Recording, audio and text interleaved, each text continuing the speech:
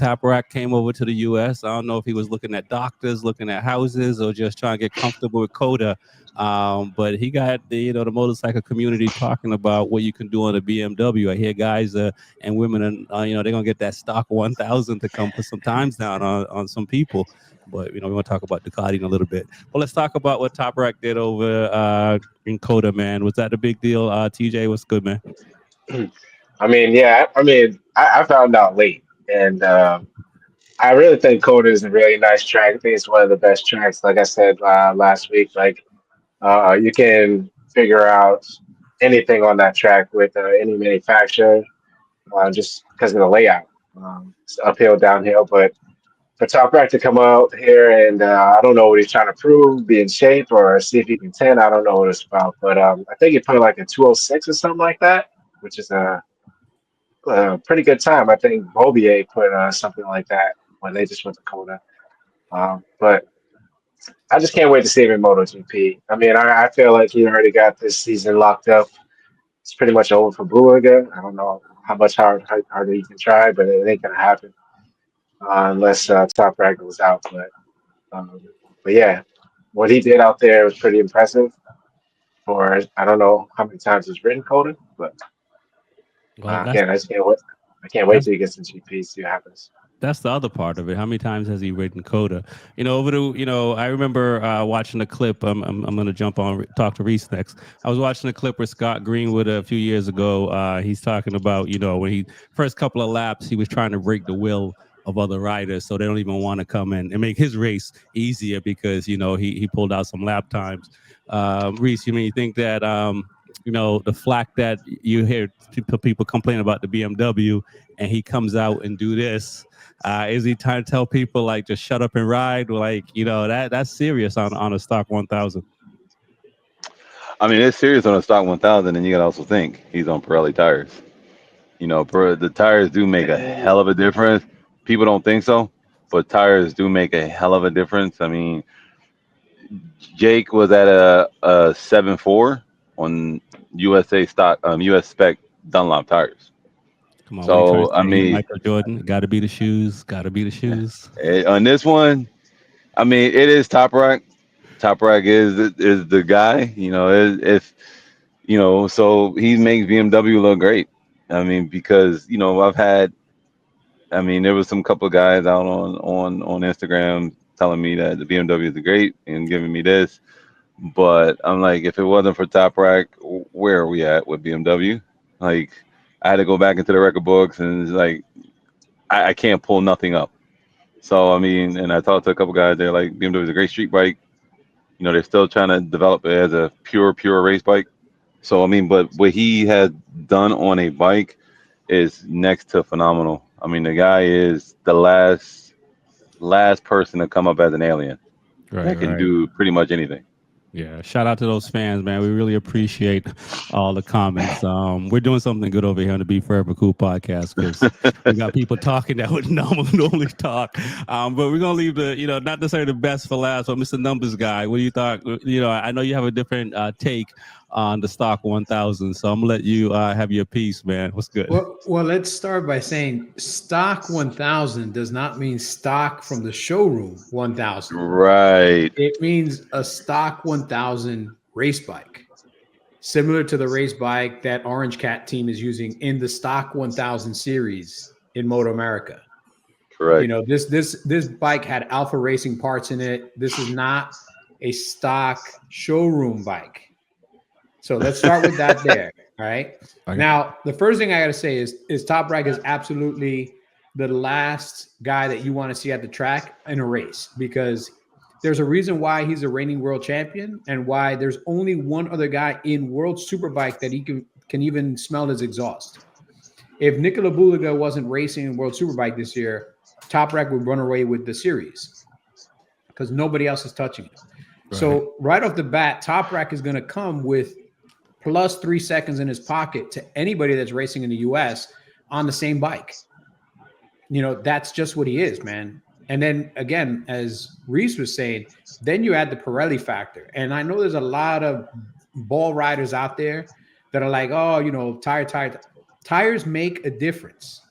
don't sleep on tires. The only reason bikes can do what they can do today is because the tires have evolved to allow them to do what they can do today. Take a 26 MotoGP Ducati and put it on a set of 2005 Michelins. It won't do the times that it's doing today. Tires evolve, and tires allow bikes to evolve because you can get more out of the bike onto the track through the tires. Last time I checked, I haven't seen a bike riding around in rims doing much. The tires are what put the power to the ground. They put the inputs to the ground. They make the bike turn. They make the bike stop and everything else. And Pirelli is absolutely a superior tire to the Dunlops that are being used in the U.S. today. With that said, on Dunlops, Top Rack would still go 3 seconds faster than anybody else in the U.S. I'm sorry. It's But true. he would also crash his brains out, especially if it was on the tires that Motor America is using. And Reese, you can confirm with this. Dunlop has not made a tire in the U.S. in over a year now. Their factory closed. They're still giving tires and selling tires that were made over a year ago, sometimes 2 years ago. So if you go around the Motor America paddock, if you don't see a Dunlop tire that was made outside the country, that shit has an expiration date, and it's not Right. within the last year. Like there's tires out there in Motor America that say built in 22, built in 23. You know, when Pirelli went to Moto 2 and Moto 3, all of a sudden, all the Moto 2 and Moto 3 times went a second and a quarter, or a second and a half faster. Same tracks, same bikes as last year, same riders as last year, but they're going a second faster. Why? Because the year before, they were on Dunlops. Yep. And this year, they're on Pirellis. Why do you see so many Moto 2 and Moto 3 lap records falling left and right? Tires make a difference. I'm not saying Pirelli is the greatest tire ever made, but it's definitely at the very tip of the spear, man. You know, And it's if you- definitely at the very tip of the spear. If you look at Moto America and you look at the Superbike times, their Superbikes is still running the US spec Dunlop tire.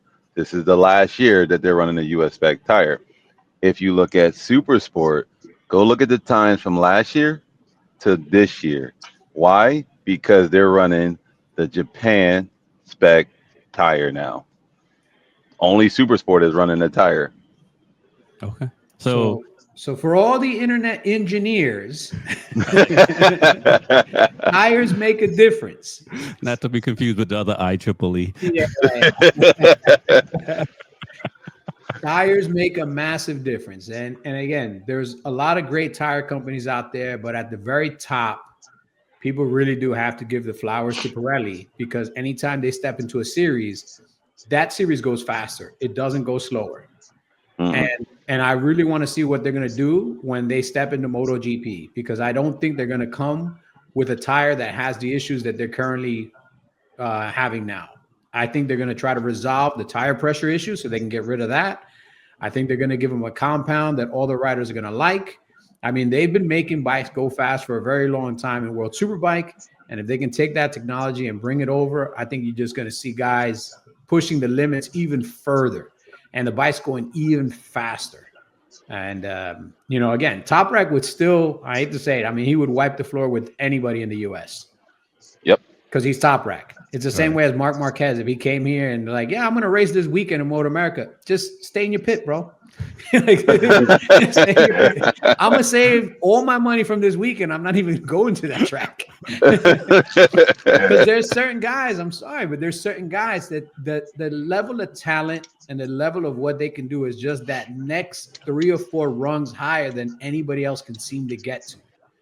Like there's natural talent that you can't teach. You can't learn it. You can't, no matter how many laps you do, this guy can just do that extra 1 or 2 things that nobody else can do, man. And I mean, when I saw that lap time, I was like, man, that dude is flying. Flying. Flying. 264, a 6'4". Yeah. Jesus Christ. You know, I don't know if you guys saw the interview with Johnny Ray and Top Rock and your boy Alex Lowe's on that podcast. But it seems like Top Rock gave Jonathan Ray a lot of credit in learning how to become a champion, learning how to push when even your bike, it moves like a tractor and stuff like that. So I don't know if you guys saw that, and what your thoughts on that before we move on. And also, is this enough to kind of say Motor America has to do more for next season? Although it sounds like they're going to be going with the European compound version of Dunlop. The Japanese compound. Japanese. Yeah.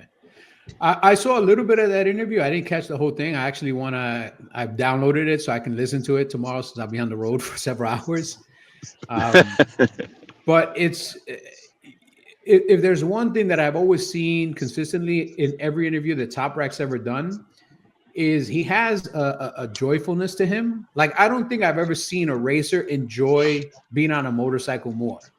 Like, oh, by the way, this is the only stunter I know that actually knows how to ride a bike. Right.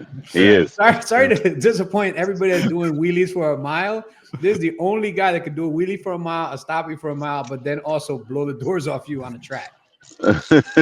But this dude legitimately loves being on a motorcycle, and he has a humility to him and a humbleness to him where it doesn't hurt him to give people props, which is very rare when you're at the top echelon of a competition sport like this. You typically don't give other people their just desserts or give them credit. And when I heard him talking about that, Ray, I mean, Ray's hasn't done well the last couple of years, but this guy has won a multitude of championships in a row. Not Like in between, losing a race here and there, like 6 or 7 in a row on a Kawasaki that races nowhere else in the world. Right. As Sam Lowe said, I couldn't ride that bike, and this guy is, fighting for the podium. I'm like 6th or 5th. Yeah. So again, before the new wave of younger riders come, like, Ray was the benchmark. So for him to say, you know what, Ray kind of, and again, Top Rack was it on a Kawasaki in Supersport. So he was part of the Kawasaki team. So he probably did get a lot of input from Ray. And Superbike. He was on Superbike. And Superbike, yeah. We switched. But again, like, I think that's a really important part of being a champion, is honoring and respecting and looking at what the champions before you did and the legacy they put in place. And then you try to add to that legacy with your own name and with what you do. And then hopefully, at some point, Top Rack pays it forward and helps a future champion, kind of find his way and get to that same point. So I love seeing that stuff, man. That's the kind of thing that we need more of in the sport, to be honest with you. No doubt. And before we praise Yamaha and the FIM Endurance Series, Reese or TJ, got anything to add about Top Rack, Johnny Ray, and that section, and also just him, his last season, Jonathan Ray? I mean, I definitely want to, like Lewis said, I want to download that and watch it myself, because I didn't really see much about it. But yeah, Top Rack is a cool guy. He's very humble.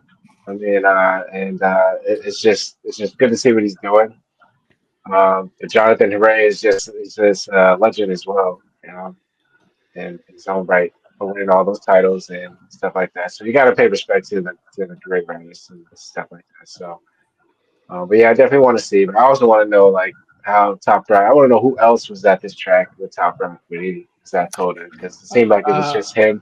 No, it was Nate Kern, the Orange Cat Racing guys. I mean, there were some amateur racers and stuff like that. Like, it was a full on, like, BMW event, but there were some other. That was crazy. Like, Andrew Lee was there, Jason Uribe was there, and a couple of others. But even those guys, they were on the track with him. They were like, "Hey, bro, this guy's the truth, man. This guy is the truth." It's pretty cool, though. It's just a track that you probably just end up at, or pay good money to go to race with those good guys and Top Rack. So. Right. I mean, the one thing that it kind of does hurt is, like, after seeing him at Coda, man, I would wish World Superbike would come back to the U.S. and do a round in the U.S. Yeah, man. They definitely need to throw that on the calendar. Yeah, Laguna Seca, even if it's going back to Laguna Seca, go something like, we got to get a World Superbike round in the U.S. We can't just have one MotoGP round and nothing else. I completely agree. Reese, before you you switch cameras. I had the wrong button. I mean, you guys are taking notice over there, you know, in Yamaha camp or what he's doing. I mean, you always take notice to what Top Rack's doing. I mean, Top Rack is like it is. He's just an anomaly. He's an alien, but he's a very humble guy. You know, he like Lewis said, he loves the ride. He loves doing what he does, and he actually gives praise to the guys that paved the way for him. And he's one of, like you said, he's one of the only stunt riders that you can see actually blow the doors off you and just blow by you like you're standing still. But he's a very humble guy, and he loves doing what he does. So I mean, you have to give credit to that because he understands. Hey, this person has done what Johnny Ray was 6 in a row. Hmm. So 6 or 7, yeah. like he understands that, and that's not an easy task. That's something that you can't ride, and not many people can ride. And that's nothing that's falls short of not being recognized. So he recognizes that, and that's something that sets him apart from a lot of other guys, I Yeah, I believe. I agree, and we've said it on the show already. It seems like lately Ray doesn't get the credit. Like people are acting like he never won a title, much less 6 in a row. Yeah, To be the six only in a row. guy to do it and stuff like that. Hopefully, as time goes on, more people recognize that.